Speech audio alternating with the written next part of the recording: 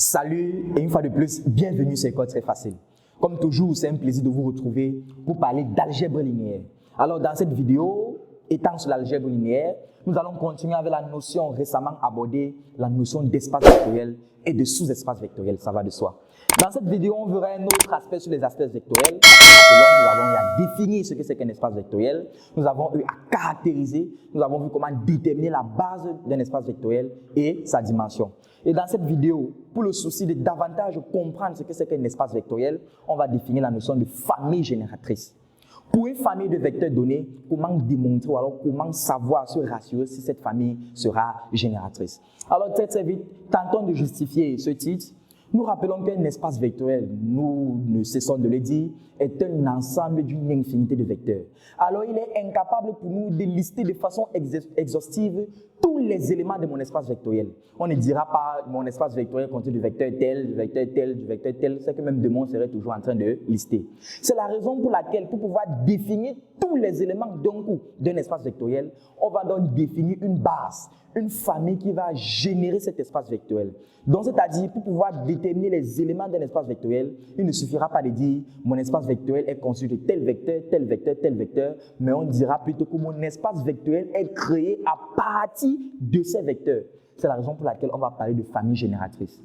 Dans la famille génératrice, c'est une famille constituée peut-être de 3, 4 ou 5, ça dépend, vecteurs. Et ce peu de vecteurs va générer tout mon espace vectoriel. Et grâce à ces vecteurs, on pourra savoir si tel vecteur fait partie de mon espace vectoriel ou pas. Voilà ce qu'il en est pour cette vidéo. Ou pour une famille donnée, on s'intéressera à savoir si effectivement cette famille me permet de générer mon espace vectoriel donné. Et bien sûr, il est inutile de le rappeler, on parle de famille génératrice et tout ce qu'on a eu à dire jusqu'ici, que si effectivement on s'intéresse aux espaces qui sont vectoriels. Parce que si un espace n'est pas vectoriel, il n'y a rien à générer.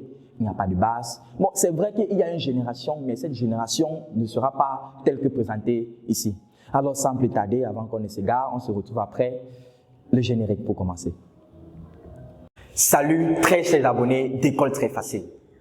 Nous espérons que nos contenus vidéo vous aient d'une très grande utilité.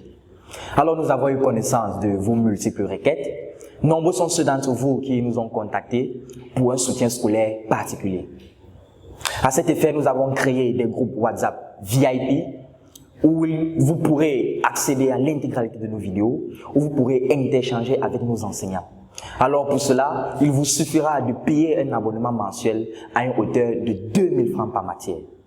Pour plus d'informations, contactez-nous au numéro qui s'affiche au bas de votre petit écran. Ne manquez pas l'occasion de faire partie de l'équipe École Très Facile.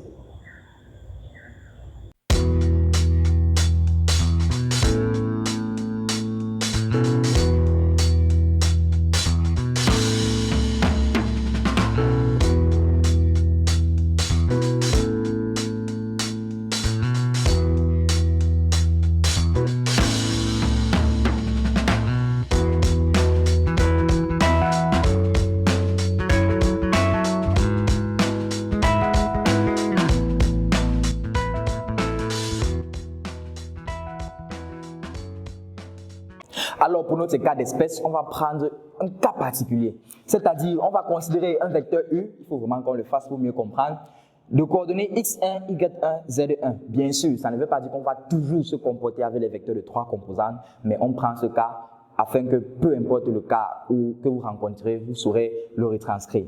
On prend U de coordonnées x1, y1, z1 qui peut être n'importe quoi, V également un autre vecteur, bien sûr de 3 composantes, et W un autre vecteur de 3 composantes. Alors là, on a 3 vecteurs avec leurs composantes. Bien sûr, leurs composantes sont différentes. X1 n'a rien à voir avec X2 qui n'a rien à voir avec X3, qui peut être n'importe quoi. Maintenant, je définis mon ensemble F. Je prends l'ensemble F, je crée mon ensemble F à partir de vecteurs U, V, W. Peu importe l'ordre, ça peut être V, U, W. Mais ce qu'il faut retenir, c'est que mon ensemble F est constitué de vecteurs U, V, W. Or, j'ai pris 3 vecteurs, j'ai mis dans un ensemble. On va donc dire que cet ensemble ici est une famille. Aucune complication, c'est une famille de vecteurs. Donc, ce n'est pas un vecteur, ce n'est pas 2 vecteurs. Pour notre cas, c'est 3 vecteurs. Donc, F ne sera pas un ensemble vectoriel ou un espace vectoriel. Non, c'est encore un peu plus simple que ça. J'ai juste pris 3 vecteurs, 3 minutieux vecteurs là. J'ai conçu mon ensemble. Et là, je vais donc lui donner le nom de famille. Donc, ça veut dire que F construire des vecteurs, puisque U, V et W sont des vecteurs, U, V et W, c'est une famille. Maintenant, c'est une famille de vecteurs. Maintenant, on veut donc savoir, est-ce que cette famille de vecteurs, cet ensemble de 3 vecteurs que j'ai pris, est une famille génératrice? C'est la question qu'on se pose. Maintenant, famille génératrice de quoi? Dit tout simplement, montrer que F est une famille génératrice n'a pas de sens. Il faudrait que l'on voie que F génère un espace vectoriel. Alors, on va donc compléter. Le but de cette vidéo sera de savoir si cette famille F est une famille génératrice de l'espace vectoriel. Quel espace vectoriel? R3, R au cube, ou alors R puissance 3, comme vous voudrez. Pourquoi? Parce que le moins qu'on puisse dire, ou alors il faut être... On est là on a x1, y1, z1, on a 3 composantes. Donc forcément, si ça doit générer quelque chose, ça doit générer R puissance 3. On ne peut pas avoir 3 composantes qui génèrent R carré. On ne peut pas avoir 3 composantes qui génèrent R puissance 4. Là, ça n'a vraiment pas de sens. Donc, c'est-à-dire, puisque j'ai affaire au vecteur de 3 composantes, forcément, on va se rassurer si ça génère peut-être R puissance 3. Ça, c'est un exemple. Ça, c'est vraiment n'importe quoi. Et bien sûr, s'il faut encore l'ajouter, puisqu'on a eu 3 composantes, V c'est que 3 composantes et W 3 composantes. C'est vrai que si V et W n'ont pas le même nombre de composantes, ça va toujours constituer une famille, mais ça ne va pas nous aider parce que pour pouvoir exploiter cette famille pour une quelconque vérification, il faudrait qu'il soit aligné, il faudrait qu'il puisse respecter un certain nombre de règles. La première règle étant ayant le même nombre de composantes. Alors la question qui se pose est F, la famille F est une famille génératrice de R au cube, point d'interrogation. Prenons un vecteur de R au cube, c'est-à-dire R au cube, on connaît tout ce que c'est que R au cube, on sait que R au cube est un espace vectoriel, et même l'espace vectoriel général pour les vecteurs de 3 composantes. Alors là, si je prends n'importe quel vecteur, voici un vecteur de R au cube, X, Y, Z, qui peut être n'importe quoi, de R au cube. La famille F sera une famille génératrice si, en prenant U d'une certaine façon et V d'une autre certaine façon, W d'une certaine façon, je peux reconstituer mon W. Parlons ça en langage un peu plus technique. Cette famille sera génératrice si ces 3 vecteurs pris à des coefficients particuliers peuvent générer tout élément de R au cube. Autrement dit, F est une famille génératrice de R au cube si tout élément de R au cube peut s'écrire comme combinaison linéaire des éléments de cette famille. Donc ça veut dire quoi? Appelons ce vecteur, on va vraiment l'appeler n'importe quoi, puisque là on a déjà U, on a V, on a W. Appelons ce vecteur T, vraiment disons n'importe quoi. T est l'élément de R au cube, U, V, W sont les éléments de ma famille. Alors, ma famille F sera une famille génératrice, c'est quoi? Si tout élément de T, voici tout élément de R au cube qui est T, tout élément de R au cube peut être quelque chose U, quelque chose V et quelque chose W.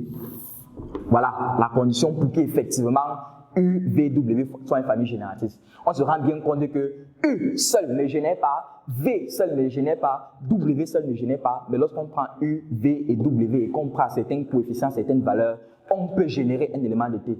Donc on se rend compte qu'on quitte de U, V et W qu'on a pris à certaines valeurs, on a mélangé et ça a donné un élément de T. Donc ça veut dire qu'ici on se rend compte que T qui est un élément de R au cube en soi-même a été créé. Donc on considère que les éléments de R au cube T sont des éléments qui ont été créés à partir des vecteurs originels. Ces vecteurs originels sont donc les vecteurs de ma famille qui sera génératrice si effectivement ces vecteurs peuvent créer tout vecteur de R au cube. Parce que si c'est combiné, si U, V et W, s'il y a seulement un vecteur de R au cube que ça ne peut pas créer, alors on ne pourra plus dire que c'est une famille génératrice. L'essentiel n'est pas de créer un vecteur de R au cube, l'essentiel est de créer tout vecteur de R au cube. C'est la raison pour laquelle on dit X, on ne connaît pas qui peut être n'importe quoi, Y et Z. Donc c'est-à-dire, pour effectivement montrer que cette famille est génératrice, il suffit de montrer que les coefficients alpha, bêta, gamma existe. Voilà la condition. Il faut montrer que alpha, bêta, gamma existe. C'est-à-dire que pour tout vecteur T, il y a toujours une façon de prendre U, une façon de prendre V et une façon de prendre W. Alors sans plus tarder, on entre dans le vif du sujet. On a T qui est X, Y, Z, voilà le vecteur qu'on veut créer. On veut créer à partir de U. On veut créer à partir de V. Et on veut créer à partir de W. X3, Y3, Z3. N'oublions pas que le but est de montrer qu'il existera toujours un alpha, un bêta et un gamma. Parce que si le triplet alpha, bêta, gamma n'existe pas, ça veut dire qu'il y aura certains vecteurs de R³ qui ne peuvent pas être créés avec U, V, W. Donc le but est de montrer qu'en fait, peu importe T avec U choisi, il existera toujours un alpha, un bêta et un gamma. Alors là, on a droit à ce beau système. On aura là alpha x1 plus bêta x2 plus gamma x3 égale à x. D'autre part, on aura alpha x2, alpha, là on a x alpha x1, oui, plus bêta x2 plus gamma x3 égale à x. Maintenant là avec les y, on aura alpha, désolé pour la petite confusion, y1 plus bêta y2 plus gamma y3 égale à y. Et enfin, alpha z1 plus bêta z2 plus gamma z3 égale à z. Voilà notre système. Alors, suivons très bien. Ici, x1, y1, z1, x2 avec pareil les coordonnées de v, les coordonnées de w ne sont pas les inconnus. Parce qu'on dispose de ces vecteurs et on veut savoir si ces vecteurs suffisent pour pouvoir générer RQ. Maintenant, x, y, z n'est pas connu. Parce que si c'est connu, ça veut dire qu'on cherche à générer un vecteur particulier de RQ. Donc, on va laisser x, y, z. Donc, ça veut dire que dans cette belle relation, x sera toujours x, y là, z. Mais les x1, ça peut être 1 en fonction du cas. On verra un exercice où ça aura plus de sens. Et maintenant, le but ici, c'est de montrer que alpha existe, bêta existe et gamma existe. Si c'est que lors du développement, on se rend compte que alpha n'existe pas toujours, je vais dire n'importe quoi, supposons que lors de notre développement, puisque c'est alpha qu'on veut, en fonction de x, y, z, ça n'est pas un problème, je dis vraiment n'importe quoi. Si on se rend compte que alpha est x plus 3 sur y moins 1, on se rend compte que alpha existe. S'il y a une certaine valeur de x et de y, alpha existe. Mais on se rend compte que si y tente d'être 1, alpha n'existe plus. Donc ça veut dire que quoi? Que ces vecteurs-ci ne vont plus pouvoir générer un vecteur de R³ dont le Y est 1. Or, il faudrait que cette famille soit capable de générer tout. Or, malheureusement, on se rend compte que si Y tente d'être 1, alpha n'existe plus. Et c'est un problème. Là, ça ne sera plus une famille totalement génératrice. Ça va générer une partie des éléments de RQ.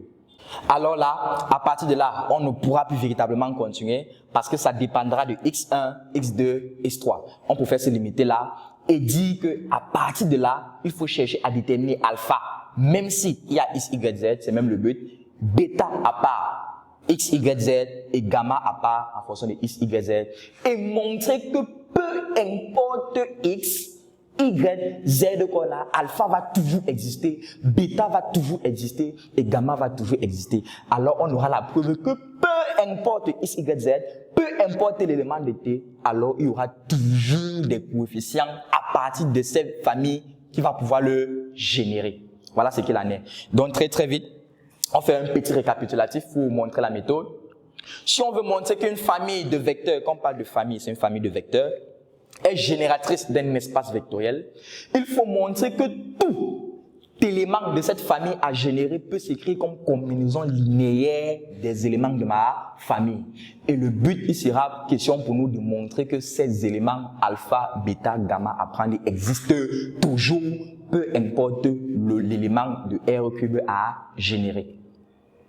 On va se limiter là pour cet aspect vraiment théorique. C'est vrai qu'on n'a pas pris un cas pratique et on vous donne rendez-vous dans les prochaines vidéos pour pouvoir appliquer tout ce qui a été dit ici afin que l'on puisse voir, parce qu'on a préféré d'abord présenter la méthode avant de s'engager à l'application.